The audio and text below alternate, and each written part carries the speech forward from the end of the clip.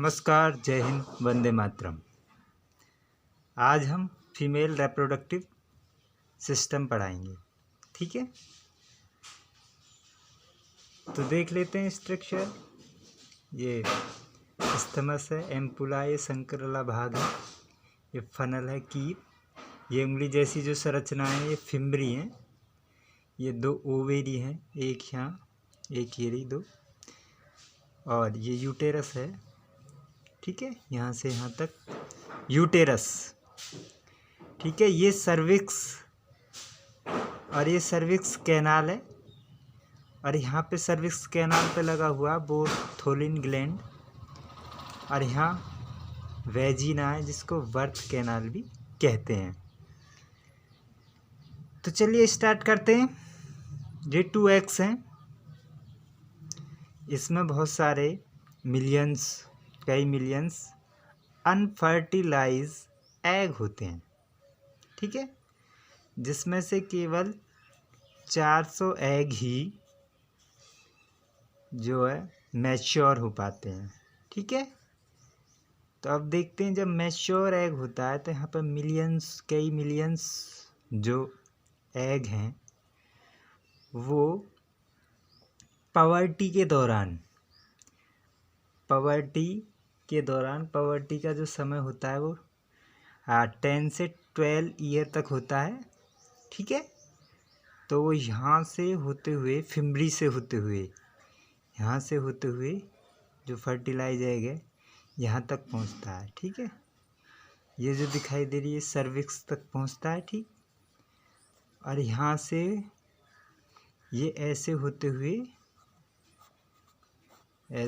हुए यहाँ तक पहुँचता है। यहाँ पे फर्टाइल होता है स्पर्म, मेल स्पर्म के माध्यम से। तो अब ध्यान देंगे, पहले यहाँ से जैसे हुआ एक एग मैच्योर, और दूसरा एग जो मैच्योर हुआ तो यहाँ से हुआ, तो ये अल्टरनेट होते रहते हैं, ठीक है। तो ये अल्टरनेट होते हैं जिससे ये यहाँ पे पहुँचते हैं फिम्बरी के द्वारा, ठीक है, यहाँ फर्टिलाइज हो जाते हैं। यदि फर्टिलाइज नहीं हो पाते हैं वो, यदि फर्टिलाइज नहीं हो पाते हैं तो क्या होता है कि जो इसमें 2 प्रकार के हार्मोन्स क्रिएट होते हैं, एक तो प्रोजेस्टेरॉन और एक एस्ट्रोजन्स, ठीक है। ये क्या करते हैं, ये 30 डेज का जो साइकिल है, 28 डेज, तो एस्ट्रोजन हार्मोन्स में देखेंगे ये 1 से 14 दिन तक क्रिएट होता है। After that 14 to 28 days progesterone hormones created.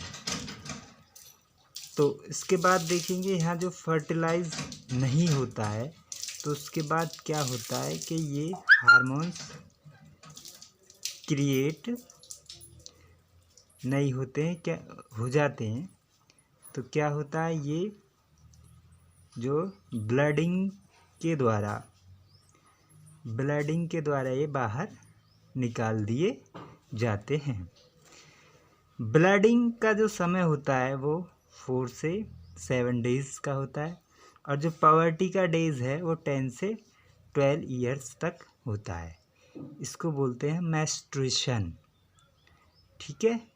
मिनार्ज जो फर्स्ट टाइम होता है उसको बोलते हैं हम मिनार्ज, कभी कभी आ जाता है प्रश्न मिनार्ज किसे कहते हैं, तो प्रथम टाइम को कहते हैं हम, जब प्रथम बार ब्लडिंग टाइम होता है इसको बोलते हैं मिनार्ज। तो ये लगभग उसके बाद मेनपॉज स्टेज आती है। मेनपॉज स्टेज में देखेंगे हम 25 ईयर टू 50 ईयर तक होता है, जिसके बाद इनका जो यहाँ पे दिखाई दे रहे हैं ओवेरी से एग मैच्योर नहीं हो पाते हैं, ठीक है। इसको बोलते हैं हम मेन पॉज स्टेज। इसके बाद देखते हैं हम क्या होता है, इसमें जो सहायक अंग है फीमेल रिप्रोडक्टिव स्ट्रक्चर में सहायक अंग है ओवेरीज जो है, ये तो है प्राथमिक जनन अंग या प्राइमरी सेक्स ऑर्गन्स। ठीक है, इसमें एक जोड़ी जो है पेल्विस पाया जाता है इसमें। और देखेंगे ग्राफियन फॉलिकल्स, तो ग्राफियन फॉलिकल्स जो है यही होती है ग्राफियन फॉलिकल्स। ठीक है, इसको बोलते हैं हम ग्राफियन फॉलिकल्स। उसके बाद सहायक जनन अंग आते हैं या एसेसरी सेक्स ऑर्गन्स देखेंगे। इसमें फैलोपियन ट्यूब होती है, फैलोपियन ट्यूब के बाद यूटेरस और फिर वेजाइना। ठीक है, वेजाइना के बाद वल्वा होती है जो चौथी है, वल्वा। इसके बाद सहायक ग्रंथियाँ होती हैं जैसे बर्नेलिन, यहाँ पे देखेंगे बर्थोलिन जो ग्लैंड है ये क्या करती है, ये एल्केलाइन रखती है इस मार्ग को, पीएच मान जो एल्केलाइन रखती है, जिससे जो मेल स्पर्म्स हैं उनके लिए ये मार्ग प्रशस्त कर सके। तो फिर देखते हैं क्या होता है। यहाँ पे देखेंगे ये ओवेरीज है। ठीक है, ये क्या करती है, ये मैच्योर होती हैं। देखेंगे पूरे जीवन काल में केवल 1400 नहीं 400, यहाँ पे देखेंगे 400 एग मैच्योर होते हैं। मिलियंस एग में से केवल 400 एग मैच्योर हो पाते हैं, बाकी मैच्योर नहीं हो पाते। अब इसको थोड़ा सा समझेंगे कि जो मेल्स होते हैं, मेल्स में स्पर्मेटोजेनेसिस की क्रिया होती है जिससे स्पर्म का निर्माण होता है, लेकिन फीमेल्स में देखेंगे तो क्या होता है, ये 10 से 12 ईयर्स के बाद ये जो एग हैं ये दिखाई दे रहे हैं, ये इमेच्योर तो होते हैं बट मैच्योर होने के लिए इन्हें 10 से 12 ईयर होना होता है। इस एज में ये जो मैच्योर हो पाते हैं, बट ये देखेंगे ये बचपन से ही इसमें होते हैं, लेकिन एक मेल में ये बचपन से स्पर्म नहीं होते, ये इनका निर्माण पूरे जीवन काल होता रहता है, स्पर्म का निर्माण होता रहता है, लेकिन फीमेल्स में ये माँ के गर्भ से ही आते हैं, इमेच्योर होते हैं लेकिन। ठीक है, तो इसमें देखेंगे ये सबसे महत्वपूर्ण पार्ट है इसका वेजाइना, बर्थ कैनाल भी बोलते हैं इसे, बर्थ कैनाल।